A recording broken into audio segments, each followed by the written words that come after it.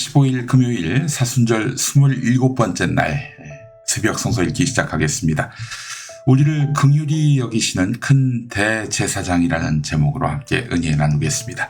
히브리서 4장 14절에서 5장 4절 말씀 함께 읽도록 하지요. 그러나 우리에게는 하늘에 올라가신 위대한 대제사장이신 하나님의 아들 예수가 계십니다. 그러므로 우리의 신앙 고백을 굳게 지킵시다. 우리의 대제사장은 우리의 연약함을 동정하지 못하시는 분이 아닙니다. 그는 모든 점에서 우리와 마찬가지로 시험을 받으셨지만 죄는 없으십니다. 그러므로 우리는 담대하게 은혜의 보좌로 나아갑시다. 그리하여 우리가 자비를 받고 은혜를 입어서 제때에 주시는 도움을 받도록 합시다. 각 대제사장은 사람들 가운데서 뽑혀서 하나님과 관계되는 일에 임명받았습니다. 그리하여 그는 사람들을 위하여 예물과 속죄의 희생제사를 드립니다.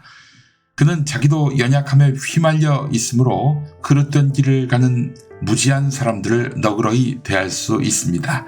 그는 백성을 위해서 속죄의 제사를 드려야 하는 것과 마찬가지로 그 연약함 때문에 자기 자신을 위해서도 드려야 하는 것입니다. 누구든지 이 영예는 자기 스스로 얻는 것이 아니라 아론과 같이 하나님의 부르심을 받아서 얻는 것입니다. 네, 말씀과 삶에 잔잔한 예화가 있습니다. 아버지가 아들에게 이웃집에 가서 낫을 빌려오라고 했습니다. 아들은 빈손으로 돌아왔습니다. 낫을 빌려줄 수 없대요. 근데 며칠 후에 바로 그 집에서 낫을 빌리러 왔습니다. 아버지는 아들에게 말했습니다. 낫을 빌려주어라. 그러자 아들은 아버지에게 항의했습니다. 아니, 우리가 빌려달라고 할 때 저 집은 빌려주지 않았는데요? 아버지가 아들에게 말했습니다. 저 집에서 빌려주지 않았기 때문에 우리도 줄 수 없다고 한다면 이것은 복수란다. 저 집에서 주지 않았지만 그럼에도 불구하고 빌려준다라고 말하면서 빌려주면 이것은 증오란다. 그러나 거절당했었다는 것을 잊고 깨끗한 마음으로 빌려준다면 이것은 긍휼이다. 긍휼. 네.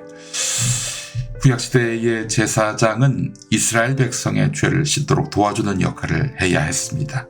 지성소로 짐승의 피를 가지고 들어가서 그곳에서 제사를 드리도록 돕는 것인데요. 사실 짐승 죽이는 거는 그 죄 씻음을 받으려고 하는 그 사람의 몫이었습니다. 그렇게 해서 제사가 끝나면 그 백성은 1년 동안 죄가 없는 상태가 됩니다.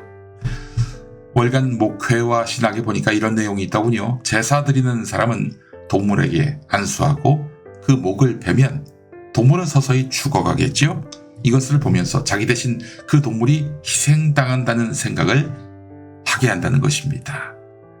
심리적으로 죄의 대가는 사망임을 확실하게 느끼게 한다는 것이죠. 게다가 제물로 쓰던 소, 양 비둘기는 음식이기도 합니다. 또한 물물 교환의 도구이기도 합니다. 한마디로 돈이 들어갑니다. 즉 제사를 할 때 비용이 들어간다. 따라서 제사를 드린다는 것은 죄를 씻는 것인데 죄를 씻기 위해서는 금전적 손해가 수반된다. 이걸 감수해야 한다. 이걸 알게 한다는 것입니다. 아니 그래도 그렇지 어떻게 자기 죄를 씻는데 생명체를 죽여야 하는가? 속죄를 하면은 다른 수많은 희생의 방법이 있을 텐데 왜 굳이 다른 생명체를 죽여야 하는가? 오늘날 동물권에 대한 그 감수성이 높은 시대에는 잘 이해되지 못할 일이지요. 자, 그런데 2000년 전 예수님이 이 제사를 폐하셨습니다. 십자가에 못 박혀 돌아가실 때 지성소의 휘장이 위에서 아래로 찢어지지 않았습니까? 이걸 계기로 해서 이제는 동물을 죽이는 제사가 아니라 예수님의 십자가 희생을 통해서 우리는 값없이 죄사함을 받게 됐다는 것입니다. 히브리서는 예수님을 모든 일에 우리와 똑같이 시험을 받으신 분으로서 죄가 없는 대제사장이라고 고백합니다. 따라서 우리는 어떤 죄가 있더라도 영원한 대제사장이신 그리스도께 나아가 죄를 용서받고 다시 하나님과 연합하는 은혜를 얻을 수 있다는 것입니다. 이렇게 주님은 우리를 긍휼히 여기십니다. 샘 안양병원 박상은 원장님이 하신 말씀이 있습니다. 읽어보겠습니다. 우리 몸의 콩팥 2개가 모두 기능을 잃으면 투석 치료를 받아야 한다.